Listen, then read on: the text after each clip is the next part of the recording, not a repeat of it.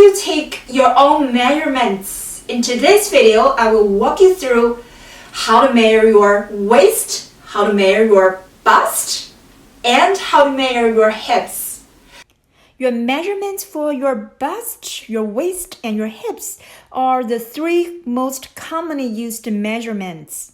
It's very important for us to know our own measurements. There's many reasons. First, you may want to monitor your measurements for health purpose or for fitness purposes. For instance, if you just got on a new diet or a new workout program, you want to compare before and after, you want to know your measurements for before and after.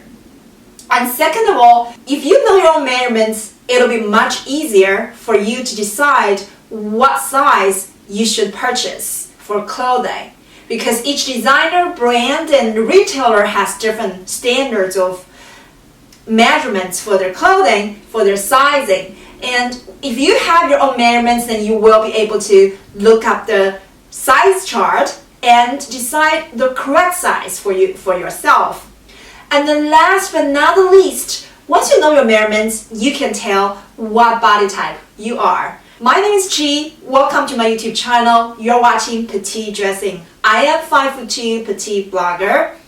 I welcome your comments. If you're new, please subscribe. You will get a notice every time I upload a new video. I also invite you to join me on my Facebook group.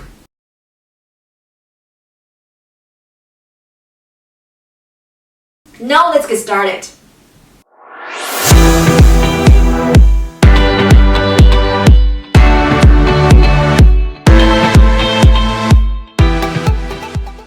First, the most confusing measurements out of the three are how to measure your waist. The reason it's confusing to some of us is because a lot of us think your waist is right around the belly button. That could be true for some of us, but but it's not true for the others. For instance, for myself, my waistline is actually much higher than my belly button. But either way, whether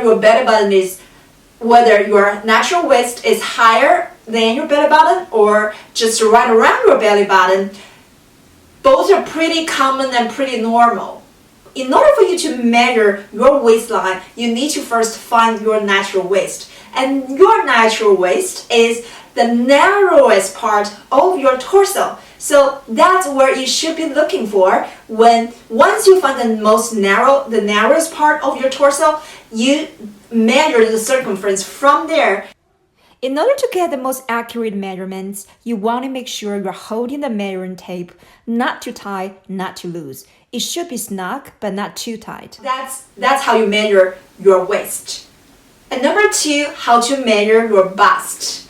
Your bust, you need to find the fullest part of your chest and measure the circumference from that point. That is the size of your bust.